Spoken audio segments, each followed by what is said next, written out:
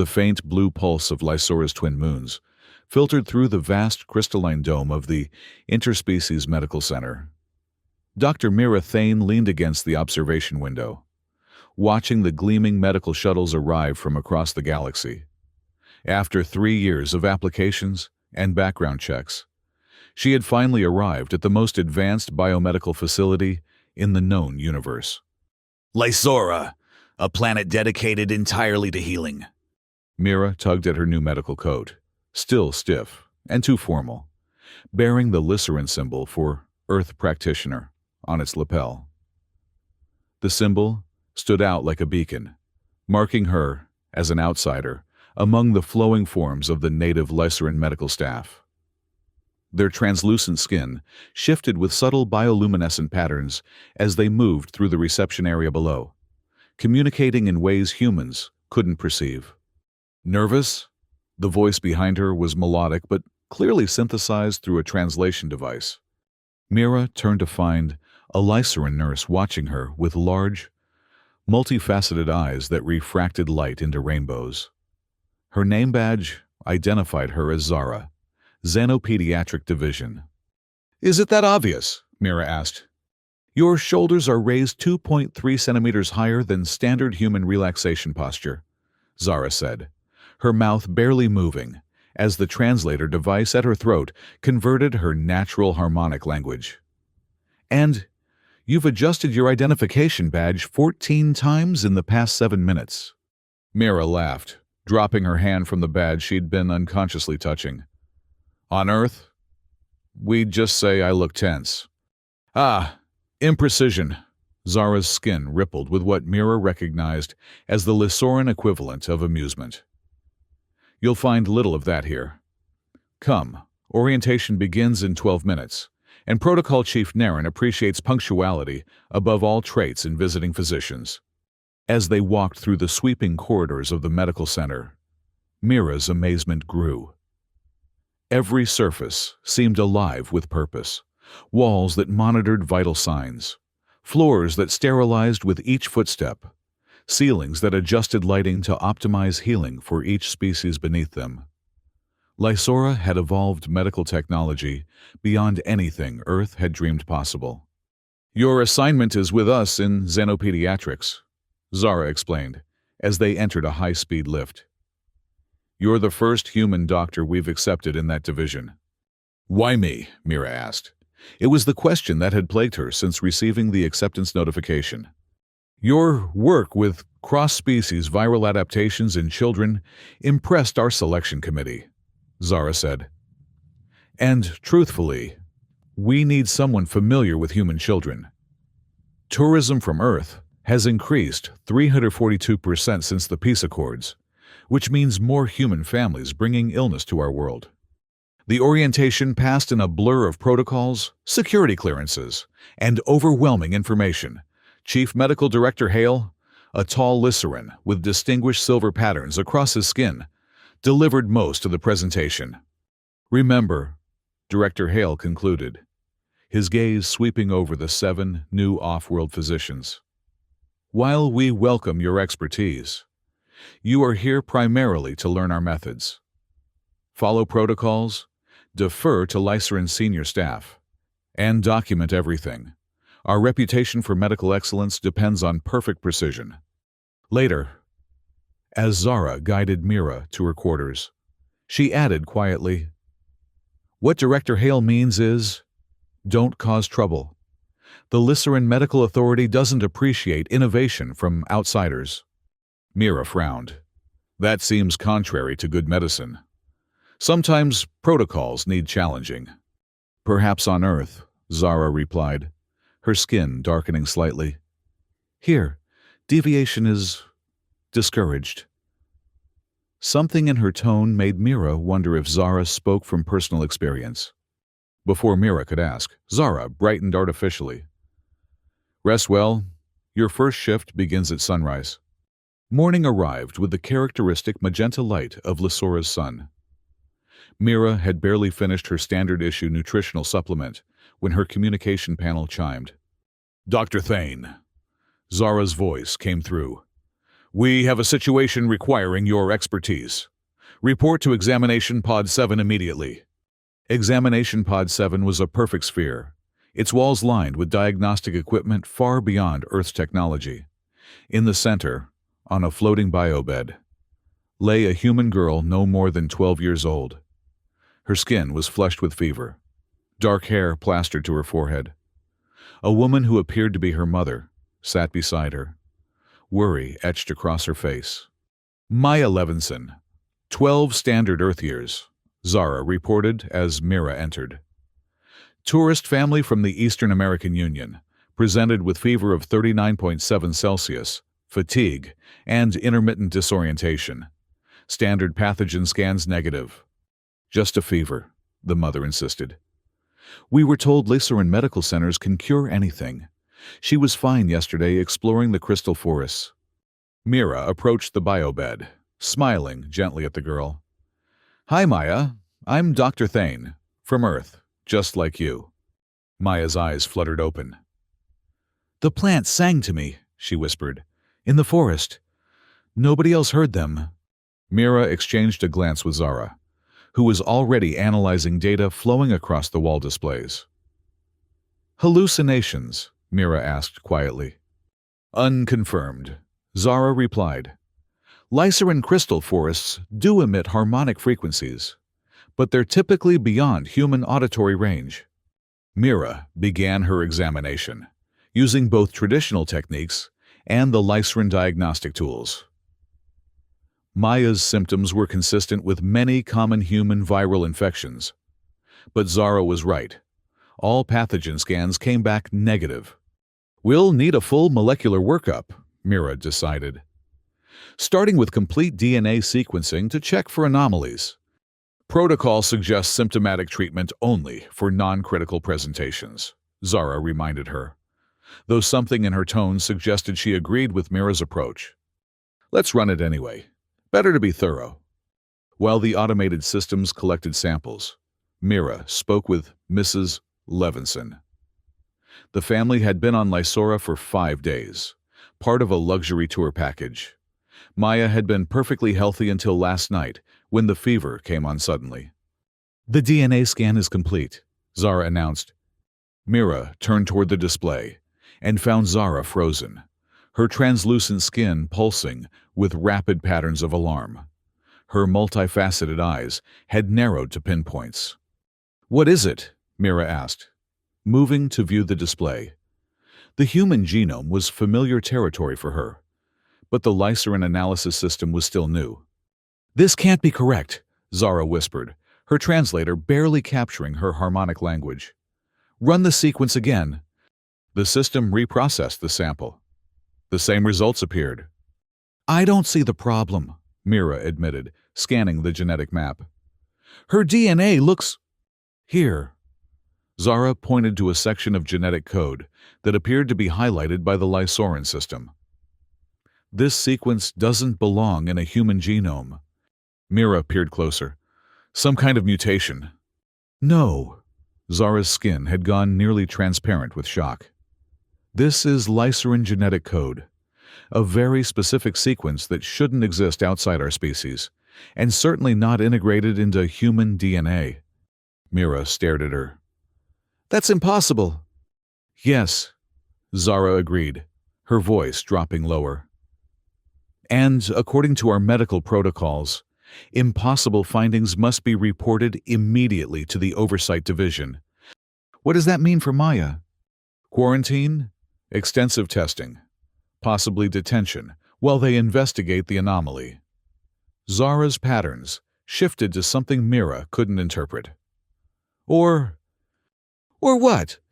We could treat the fever, log it as a routine case, and investigate ourselves before involving oversight. Zara's eyes fixed on Mira's. I've seen how oversight handles anomalies. They're scientists first, healers second. Mira looked back at Maya, who had fallen into a restless sleep. Her mother stroked her hair, unaware of the genetic impossibility they'd discovered. What are you suggesting? Mira asked carefully. That we help this child first, then find answers. Zara's skin pattern stabilized into a determined configuration. But it would mean going against protocol. Mira thought of Director Hale's warning. On her first day, she was already facing a choice between following rules and following her instincts as a doctor. Let's treat her symptoms first, Mira decided. Log it as a standard human fever of unknown origin. But I want to understand what's happening with her DNA. Zara nodded, relief evident in her posture. I'll secure additional samples for off-record analysis. As they administered fever-reducing medication calibrated for human physiology, Mira wondered what she was getting herself into. Glycerin, genetic material in a human child's DNA, violated everything she understood about xenobiology. It shouldn't be possible, yet the evidence was right there in the scan. The plants really did sing, Maya murmured as the medication took effect. Beautiful blue songs. Mira and Zara exchanged troubled glances. Crystal forests, blue songs. Something strange was happening to Maya Levinson, and Mira was determined to find out what. Protocol or no protocol. The next 3 days established a pattern. Officially, Mira treated a variety of off-world pediatric patients, mostly minor ailments and routine checkups. Unofficially, she and Zara conducted their investigation into Maya's condition. The girl's fever responded to treatment but didn't resolve completely. More concerning were the new symptoms that began to appear, subtle, luminescent patterns beneath her skin when she slept, heightened sensitivity to emotions around her, and continued insistence that she could hear songs no one else could. The genetic anomaly is spreading, Zara reported on the 4th night, as they analyzed new samples in an unused research lab after hours. It's integrating with her existing DNA rather than damaging it. Like a designed integration, Mira observed. This isn't random mutation, it's too precise. Zara's skin darkened with concern. The sequence itself is troubling. It's part of what gives Glycerins our empathic and biocommunication abilities. You think that's why she can hear the crystal forests? She's developing Glycerin sensory abilities? Possibly. But this kind of cross-species genetic integration should be impossible without extensive laboratory intervention. Mira's mind raced through possibilities. Could she have been exposed to something? Some kind of Glycerin medical treatment or experimental therapy? Her family confirmed they've never visited Lysora before, Zara reminded her. And there's no record of Maya receiving any treatment since arriving besides our care. Then how? The lab door slid open, flooding the dim space with corridor light. Director Hale stood in the doorway, his tall form imposing, skin patterns radiating authority and displeasure. Dr. Thane, Nurse Zara, this is unexpected. His translator rendered his tone coldly neutral, but his biological patterns communicated otherwise. Mira straightened. Director Hale, we're conducting additional research on a patient case. At 27:42 local time, without authorization? He glided into the lab, examining their workstation. Patient Levinson, the human child with fever. The case you logged as resolved yesterday. Zara stepped forward. Sir, we found genetic anomalies that warranted further investigation. Director Hale's patterns shifted rapidly. Show me! With reluctance, Zara displayed their findings. The director stood motionless for several long moments, absorbing the information. You should have reported this immediately, he finally said. This is precisely why we have protocols. We wanted to understand it better before alarming everyone, Mira explained. The child is improving and... This research ends now, Hale interrupted. I'm transferring patient Levinson to the specialized containment wing. Oversight will handle this case going forward. Containment? Mira protested. She's a child with a fever, not a biohazard. She carries Glycerin genetic material without explanation, Hale countered. That makes her both a medical mystery and a potential security concern. At least let me continue as her physician, Mira insisted. She trusts me. Director Hale considered this. You may continue basic medical care under supervision, but the investigation belongs to oversight now. Is that clear?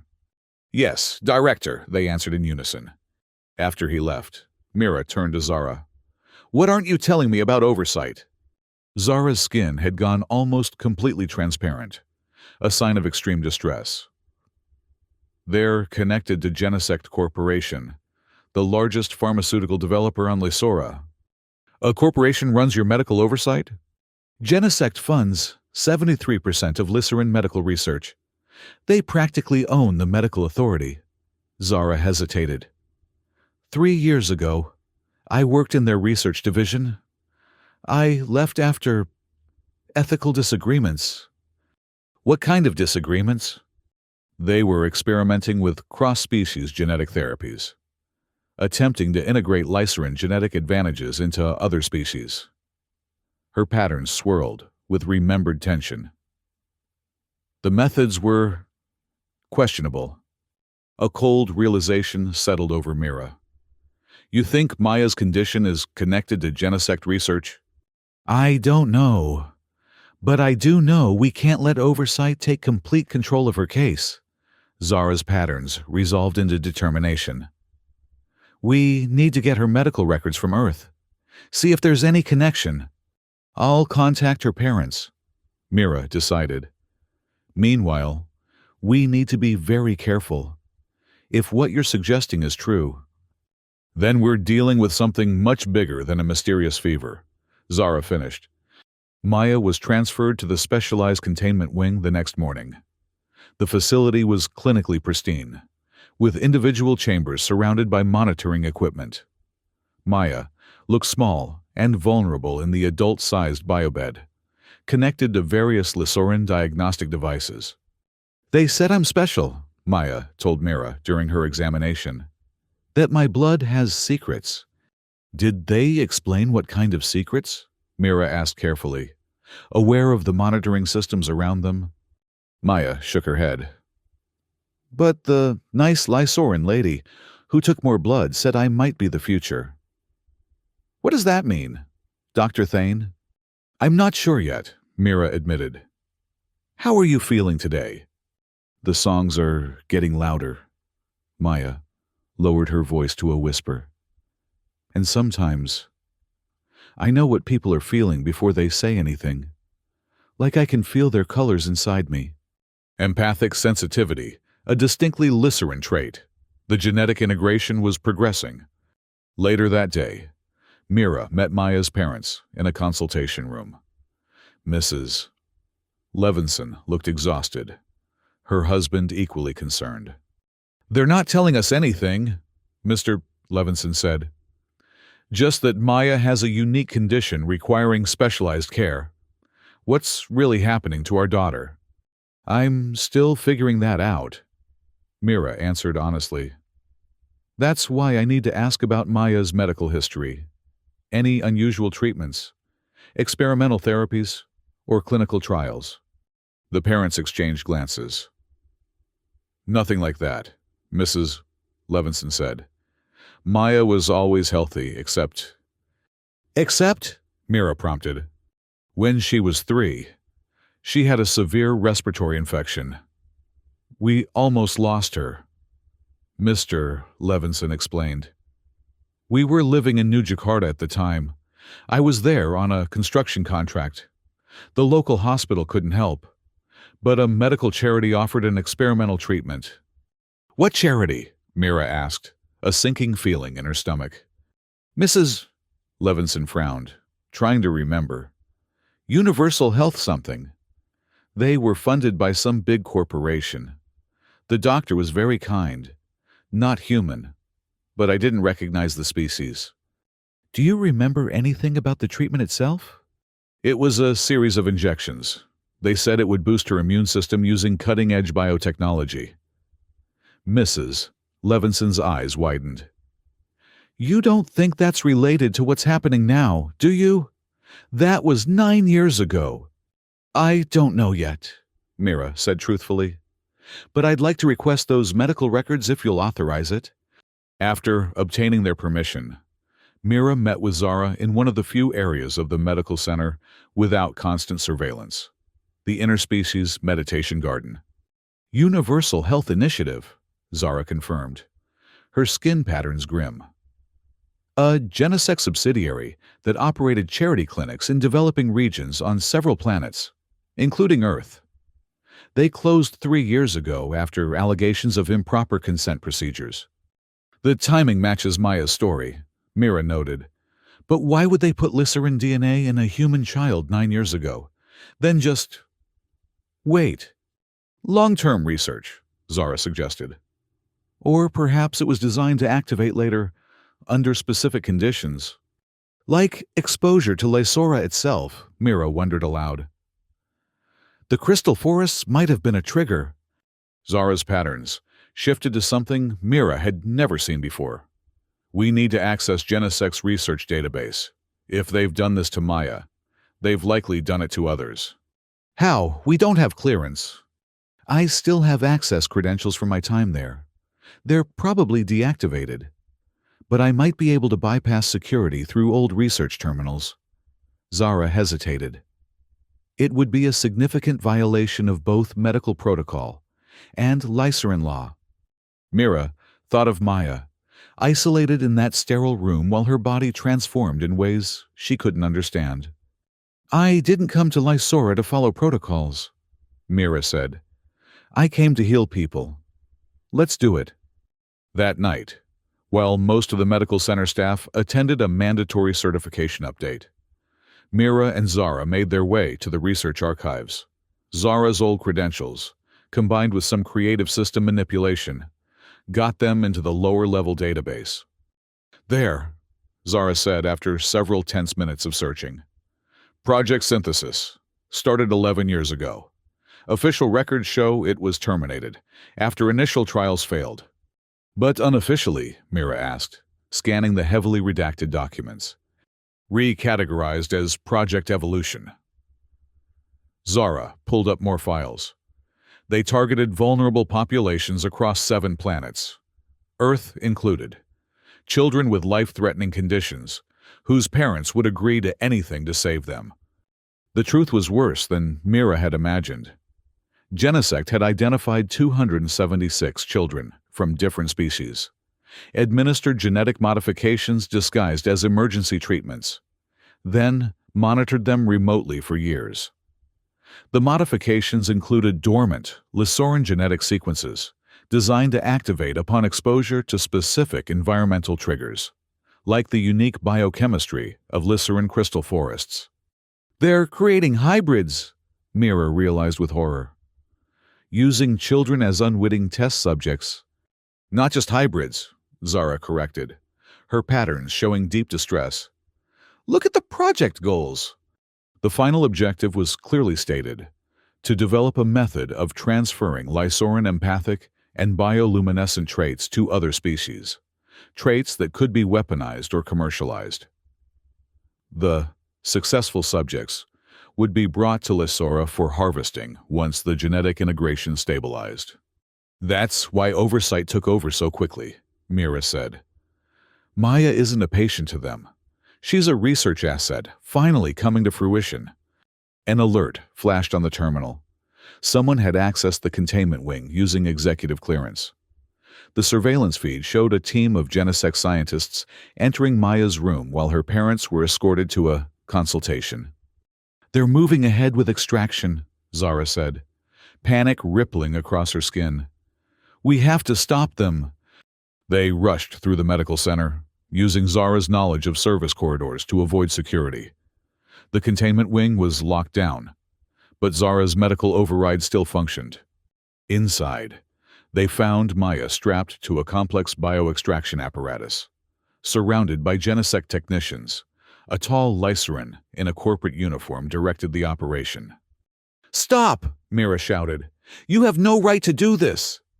The Lysoran executive turned, his skin patterns registering annoyance rather than surprise. Dr. Thane, Nurse Zara, your interference is not unexpected, merely inconvenient. Security. Remove them. Robotic security units detached from the walls, advanced articulated limbs extending toward them. Maya is a patient, not property, Mira insisted, trying to reach the girl while evading the security units. What you're doing violates every medical and ethical code in the galaxy. What we're doing, the executive corrected, is harvesting the results of our investment. The Levinson child received life-saving treatment in exchange for her participation.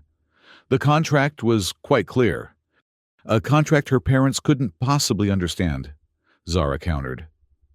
With terms hidden under medical jargon and consequences concealed, legal technicalities, he dismissed.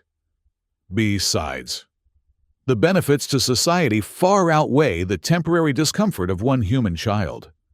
Maya's eyes fluttered open, panic filling them as she realized her situation. Dr. Thane, help me!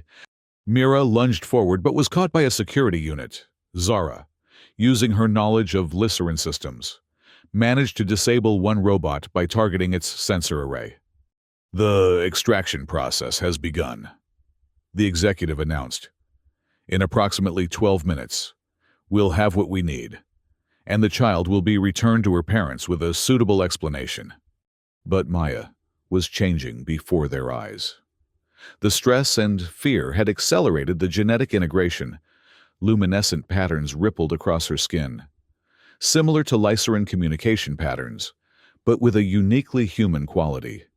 She's completing the integration on her own, one scientist reported, alarm evident. The extraction parameters are invalid. The executive moved closer to Maya, fascination overriding his clinical detachment. Extraordinary, full expressive bioluminescence in a human subject. Maya's patterns intensified, and suddenly, every Lysoran in the room froze, their own patterns synchronizing with hers. What's happening? Mira asked, noticing the security units had also stopped moving. She's broadcasting, Zara whispered in awe. On the deepest Lysoran empathic frequency. She's sharing exactly what they're doing to her. Her fear, her pain, with everyone connected to the Lysoran collective consciousness. The executive struggled against the empathic connection. Shut down her neural activity. She's broadcasting to the entire medical center. But it was too late. The doors to the containment room slid open, and Director Hale rushed in, accompanied by a delegation of senior Lysoran medical staff. Their patterns uniformly displayed shock and outrage. Extraction terminated immediately, Director Hale ordered, his authority patterns at maximum intensity. Release the child. The executive attempted to regain control. Director Hale, you don't understand the importance of this subject to Genesect research. I understand perfectly, Hale interrupted. I understand that Genesect has conducted illegal genetic experimentation on children across multiple worlds. I understand that you violated not only medical ethics, but the foundational principles of Lycerin biology, that our empathic gifts are not weapons or commodities. As the machines disengaged from Maya, Mira rushed to her side. The girl was conscious, but exhausted, the luminescent patterns slowly fading from her skin. What did I do? Maya asked weakly. You spoke the truth, Mira told her, smoothing back her hair, in a way no one could ignore. While Director Hale secured the research data and placed the Genesect team under medical authority custody, Zara explained what had happened. Maya's integration of Lycerin genetic material gave her access to our collective empathic field, but without our cultural training in how to filter or control it. When threatened, she broadcast her raw experience across the entire network, something no Lycerin would ever do. The emotional impact was overwhelming. Will she be okay? Mira asked, watching medical staff attend to the exhausted girl. I believe so, Zara said. The integration appears stable now. She'll need guidance to understand her new abilities, but the danger has passed. In the days that followed, the scandal rocked Lycerin society. The medical authority, under intense public pressure, launched a full investigation into Genesex activities. Maya's parents were horrified to learn what had been done to their daughter years ago, but relieved that she was recovering. The integration is permanent, Mira explained to them as Maya rested in a regular medical room, no longer in isolation. But it's not harmful. She'll have some Lycorin traits, empathic sensitivity, limited biocommunication, but she's still fundamentally human. And the other children? Mrs. Levinson asked. The ones in Genesex files? The Interplanetary Medical Coalition is contacting all the families, Mira assured her. They'll be monitored and given proper care, not exploitation. 2 weeks later, as Maya prepared to return home with her parents, she sat with Mira and Zara in the medical center's garden. I can still hear the songs, she told them, watching the crystal plants sway in the artificial breeze. But they don't overwhelm me now. You're learning to filter, just like Lycerin children do, Zara explained, her patterns showing gentle encouragement. It will become easier with time. Maya looked between them, her young face serious. Did I help? Will other kids like me be okay because of what happened? Mira nodded. You helped expose something terrible. Maya, because of you, hundreds of children will get the support they need instead of being treated like experiments. Dr. Thane has been appointed Earth's representative to the new Interspecies Medical Ethics Commission, Zara added, her patterns showing pride. She'll help create guidelines to prevent such abuses in the future. Maya smiled, a faint blue luminescence briefly appearing beneath her skin. Then it was worth it. After Maya and her family departed for Earth, Mira found herself back at the observation window, where she had stood on her first day. Lysora's twin moons cast their blue light across the medical center's crystalline dome. But she saw it differently now, both the wonder and the flaws. Questioning protocols seems to have worked out for you, Zara observed, joining her at the window. For us, Mira corrected. Though I'm surprised they're keeping me on after everything. Your appointment to the Ethics Commission was Director Hale's recommendation, Zara revealed. He said Lycerin medicine needs more practitioners willing to put healing before procedures. And you, what will you do now? Zara's patterns shifted to something new. Possibility. Anticipation. I've been asked to establish a specialized department for the children affected by Genesex experiments. They'll need someone who understands both the science and the ethical implications. Mira smiled. Sounds like we both found our purpose here. Perhaps that's the true medicine, Zara suggested, her patterns harmonizing with the gentle blue moonlight. Not just healing bodies, but building bridges between worlds. Below them, a new transport arrived, carrying the first identified children from Genesex files, coming not as test subjects, but as patients deserving care and respect. In the strange blue glow of their shared purpose, Mira and Zara moved forward to meet them, protocol books nowhere in sight.